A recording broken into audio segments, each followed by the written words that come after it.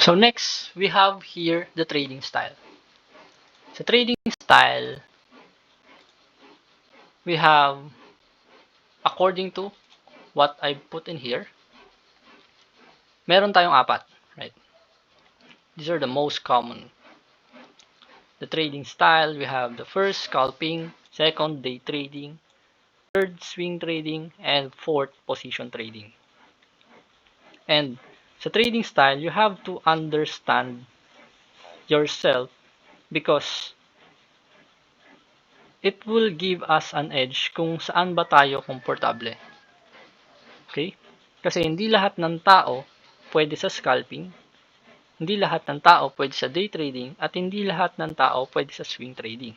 Because each person has their own preference, or each person has their own capability,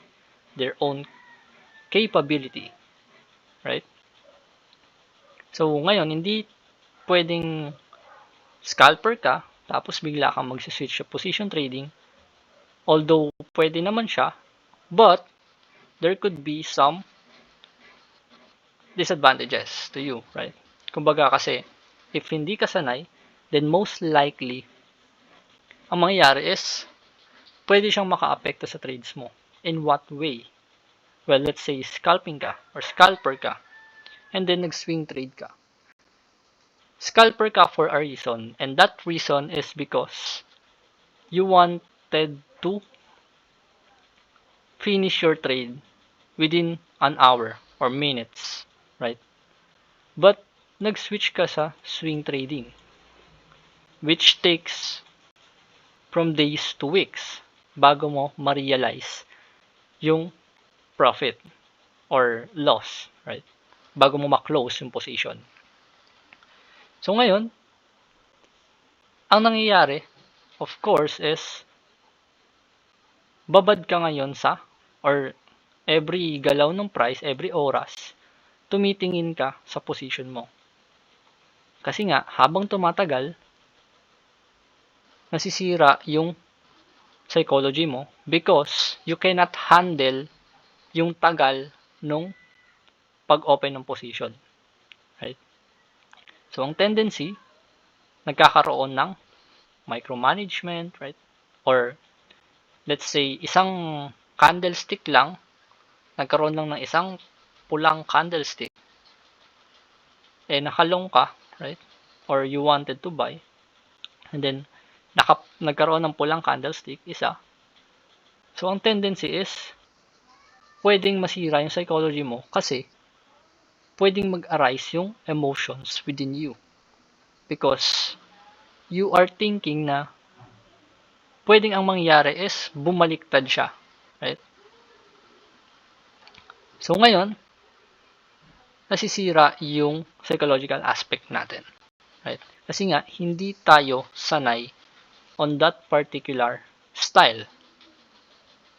So ngayon, it's important to know that trading style also plays a vital role in becoming a consistent trader. Right? So if you wanted to know kung saan ka komportable, of course, then look at this chart and ask yourself, saan nga ba ako komportable? Or saan nga ba ako available? Saan nga ba ako capable? Kasi pwedeng on some cases, merong mga tao na hindi sila ganun ka-available. Kaya ang tendency is, okay lang sa kanilang mag-hold for days to weeks, right? Kaya it's really important to know which one of you or which one of these is you. Kasi that way, you would be able to understand or you would be able to get in and out of trades without any micromanagement. Kumbaga, you are not messing with your trade. And then sa scalping naman, we have these key characteristics. It focuses on very short-term price movements and usually it's a high trade frequency because since ang nangyayari nga, scalping or mabilisan, ang tendency is magkakaroon ka ng maraming trades, right? Pwedeng ang gawin mo or makakita ka ng setup ng, let's say, 5 setup in a day. So, let's say, ayun, tinetake mo siya lahat. So, that's scalping. That's why it's a high trade frequency because mabilis nga lang ma-close yung position. Day trading is all positions are closed by the end of the trading day, right? And it avoids overnight risks, unlike the swing trading and position trading. Kasi we also have, just like before, what we discussed is that maraming factors na nakaka-apekto sa price, right? Whether political, psychological, or economic, pwedeng maka-apekto yun sa trades. So, it can also increase your chance of losing, right? Kaya you also have to be aware of the news in order to prevent that from happening. And then the next one is swing trading, which aims to profit from medium-term trends. And it usually inaabot siya ng days to weeks. And then position trading is weeks to months. Okay? And then here are the advantages and disadvantages of each trading style. Sa scalping, we have quick returns and profits from small fluctuations. Quick returns kasi nga mabilisan lang, right? Bago mo or mabilis mo lang ma-close yung position mo. And then one of the disadvantages is emotionally taxing. Why? Because trading is a very emotionally taxing profession. Kumbaga, it will use up most of your mental energy since you have to wait, you have to look at the chart, right? You have to wait for the perfect setup or right setup rather, since there's no perfect setup. So, ang tendency is emotionally taxing siya, right?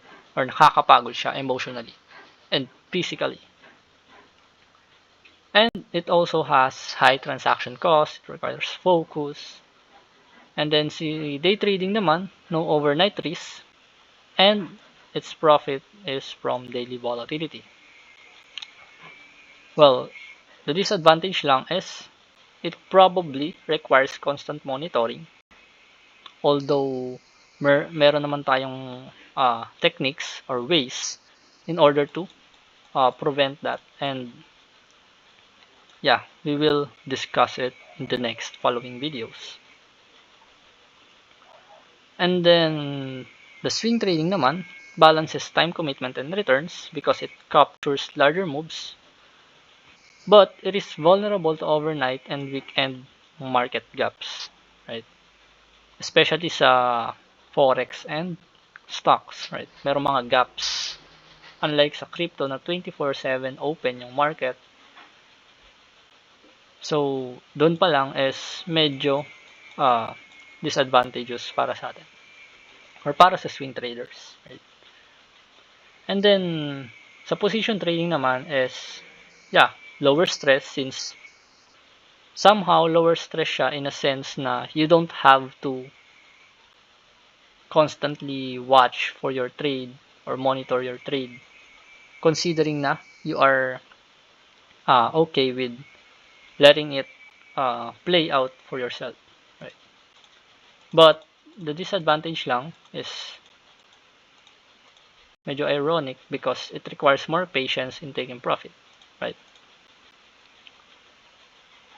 Dito ka susubukin ng pinakasusubukin rather kasi all of it naman is nakakasubok ng pasensya, but sa position trading is of course since it takes weeks to months bago ma-close yung position, ang tendency is